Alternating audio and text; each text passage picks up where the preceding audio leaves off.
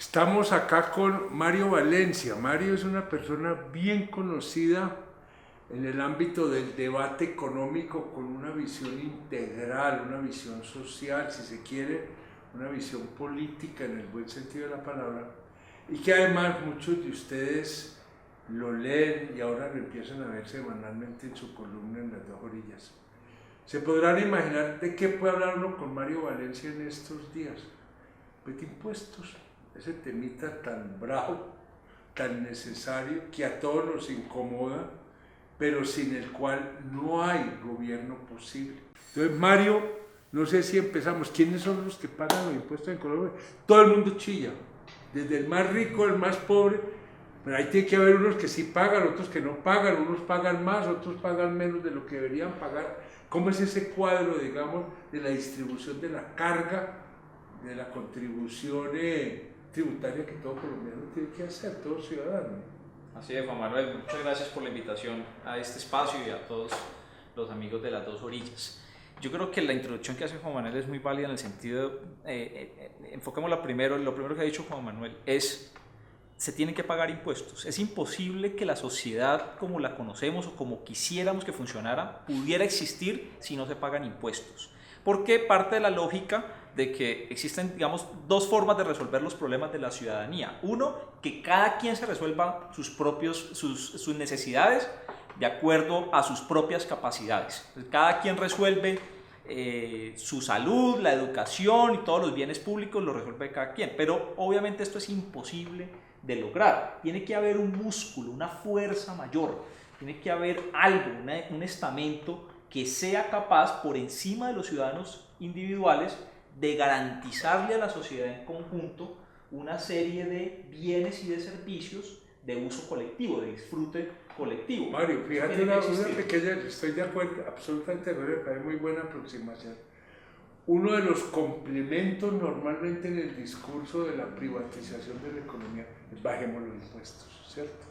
Es decir, tengamos un Estado más chiquito, le pagamos menos plata y cada uno con esa plata ve cómo resuelve sus problemas y sus necesidades. Entonces privatizamos la educación, privatizamos la salud, privatizamos la seguridad, privatizamos las vías, ¿sí? Todo eso, ¿bajo qué discurso? Paguemos menos impuestos y cada uno va pagando a medida que va utilizando el servicio o va contratando el servicio.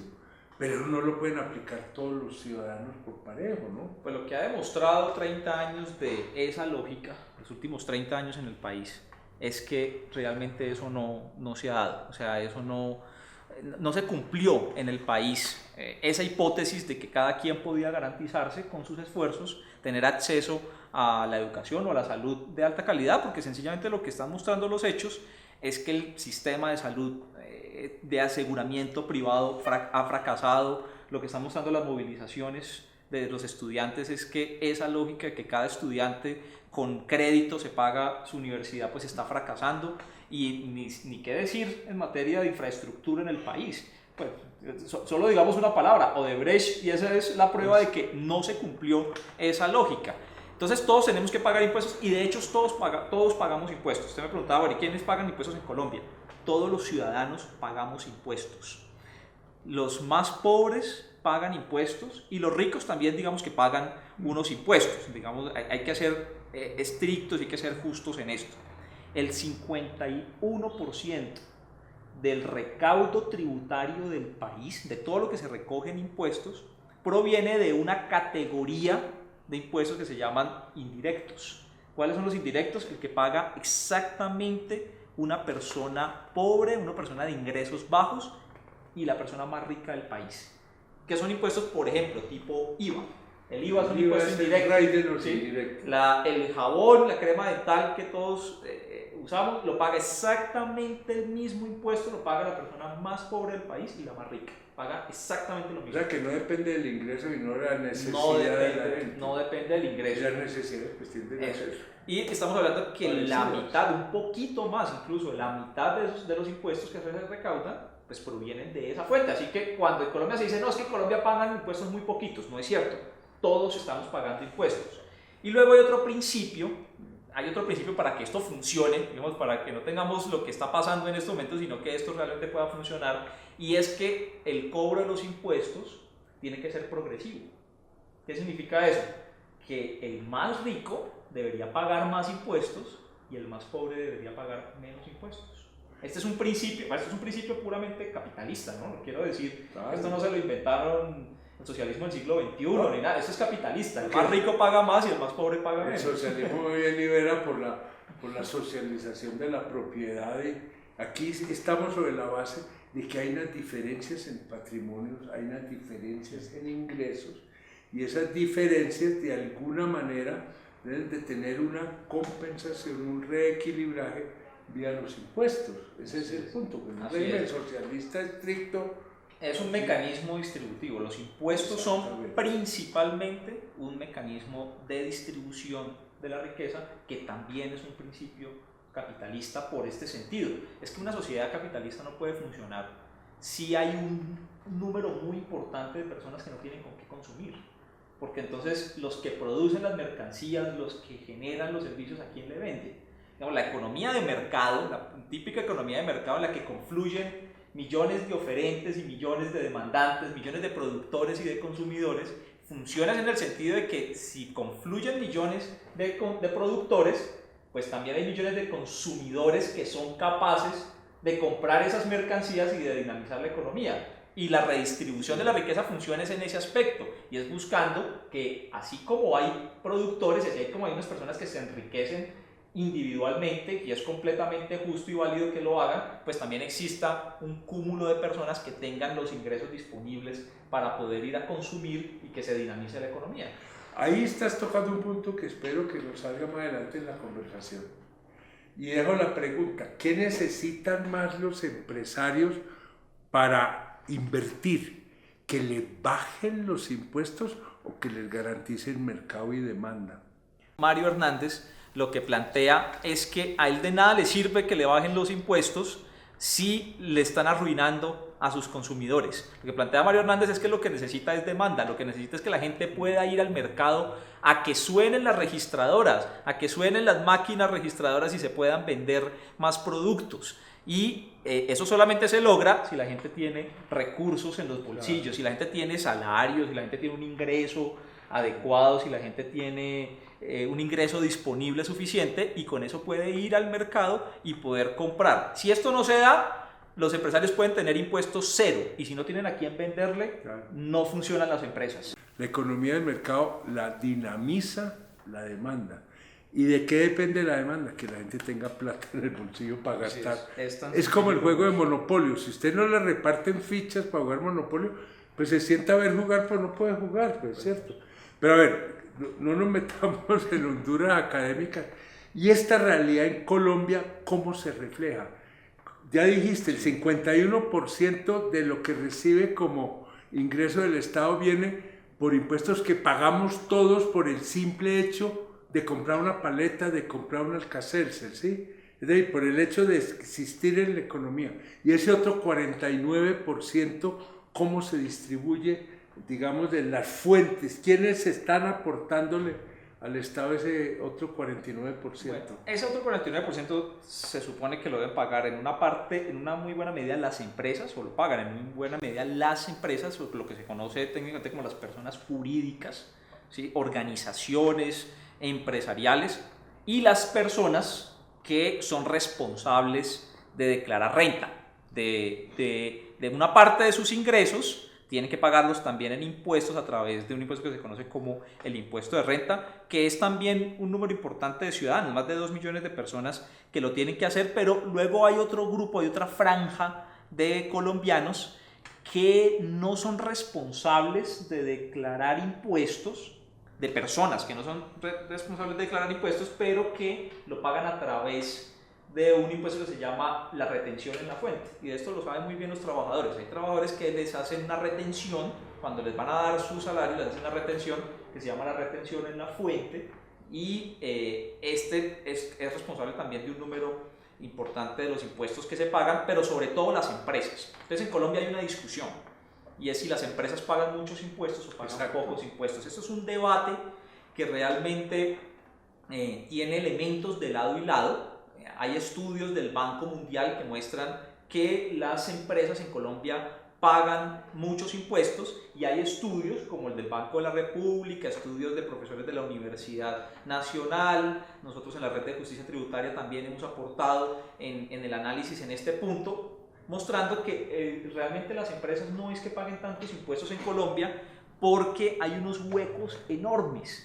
Tienen unos privilegios muy altos que les ha otorgado resultado, que han sido otorgados como resultado de muchas reformas tributarias que se han hecho. En los últimos 28 años en Colombia, Juan Manuel, se han hecho 13 reformas tributarias. Esta que se está discutiendo en el Congreso en estos momentos es la número 14 en 28 años.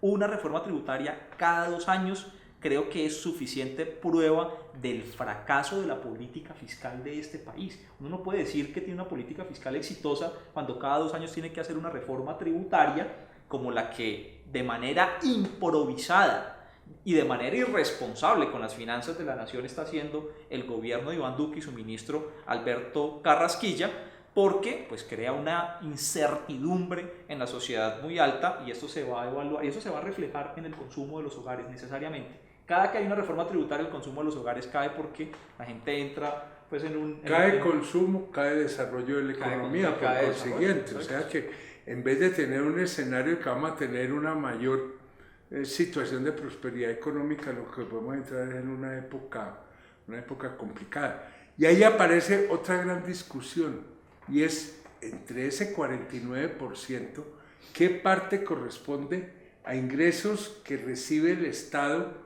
por cobrarle a los particulares sobre los ingresos que ellos reciben, y qué parte sobre el patrimonio, los bienes que tienen, ¿sí? En sana lógica, la teoría lo que expresa, lo que manifiesta es que son las personas las que deberían pagar los impuestos, porque las empresas son figuras, digamos, no son figuras, no son actores vivos de la sociedad, sino que son un mecanismo. Son instrumentos para crear riqueza, pero en sí las empresas como tal no son ricas, digamos, eso es lo que plantea. Son los dueños de las empresas. Exacto, pero entonces aquí ocurre algo, y es que los dueños de las empresas tampoco pagan impuestos, porque entonces uno dice, bueno, cobremos impuestos a las personas, y hay un elemento de injusticia en ese aspecto, en el sentido de que a las personas se les cobran impuestos sobre sus ingresos, pero a las empresas se les cobran es sobre sus ganancias netas, sí, sobre sus utilidades, ¿cierto?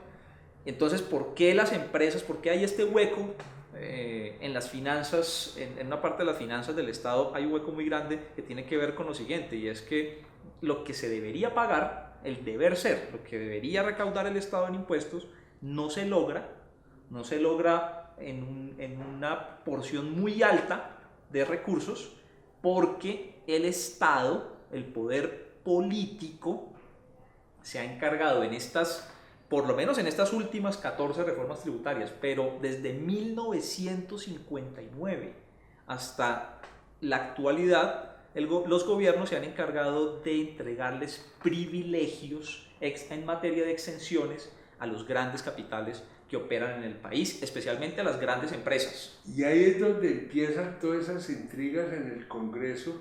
Son los pequeños micos, la pequeña exención, la pequeña deducción, ¿sí?, que va a favorecer, sí, a veces con nombres y apellidos a unos determinados contribuyentes o a pequeños sectores. Sí. Es decir, la norma puede ser general, pero cuando pasa por todo este debate ya más político, empiezan a aflorar estos pequeños, grandes intereses en términos económicos, pequeños por concentrados, que acaban desvirtuando en buena medida el sentido de la tributación.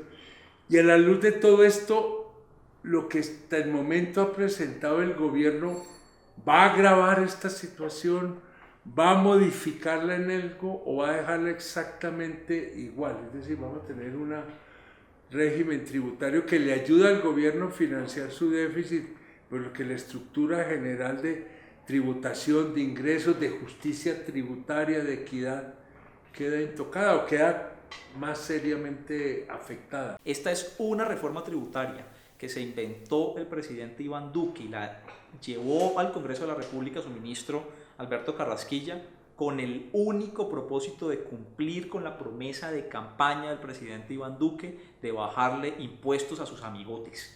No digo ni siquiera a las empresas, porque en Colombia hay 1.300.000 empresas y las que se van a beneficiar de esta reforma tributaria son menos de 10.000 empresas. 10.000 empresas de los amigotes del presidente que van a tener más privilegios, más beneficios tributarios, que van a tener un costo para la sociedad mayor a 10 billones de pesos adicionales cada año. Eso sumaría alrededor de 24 billones de pesos cada año que no pagan esas empresas, y como no lo pagan ellos, pues alguien lo tiene que pagar. ¿Y quién los paga? Los trabajadores y la clase media. Y fíjate que hay otra cosa allí que uno podría vislumbrar, es que no solamente hay inequidad entre clases y sectores sociales, sino al interior del mismo mundo empresarial. No tiene el mismo tratamiento el gran empresario que el pequeño y el mediano.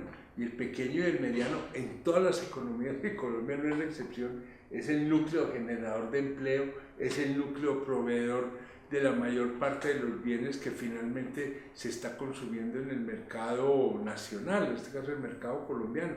O sea que a su vez al interior del mundo empresarial es un esquema inequitativo de favorecimiento de los muy grandes y de abandono, o por lo menos un tratamiento marginal de los medianos, que son fundamentales, y de los pequeños, que numéricamente son alma de todo este sistema económico, capitalista de mercado.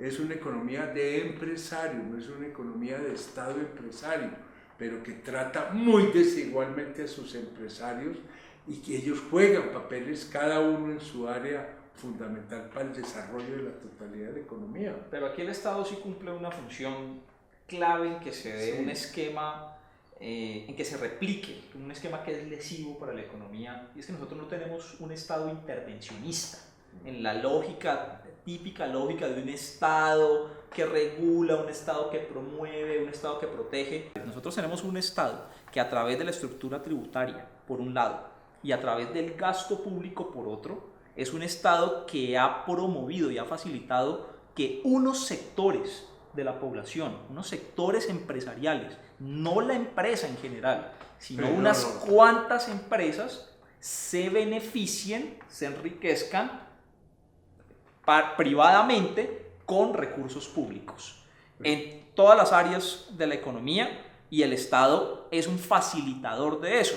Entonces, cuando uno va y mira qué se están haciendo los impuestos que se recaudan, se encuentra cosas como estas que son realmente escandalosas. En Colombia se recaudan todos los años 135 millones de pesos en impuestos, y según la Contraloría se roban 50 millones de pesos. Es decir, más de la tercera parte de lo que se recauda en impuestos se lo están robando un Estado profundamente corrupto que sirve de intermediario de señalados negocios particulares, no facilitador de la empresa en general, del Estado, de la economía de mercado, sino de unos negocios, y termina siendo una corrupción profunda. Estamos dejando un Estado que supuestamente deja esto en manos del mercado, pero tampoco es el mercado como no es el mercado de todos, es el mercado exactamente, es un mercado por lo menos muy segmentado y que juega hacia ciertos sectores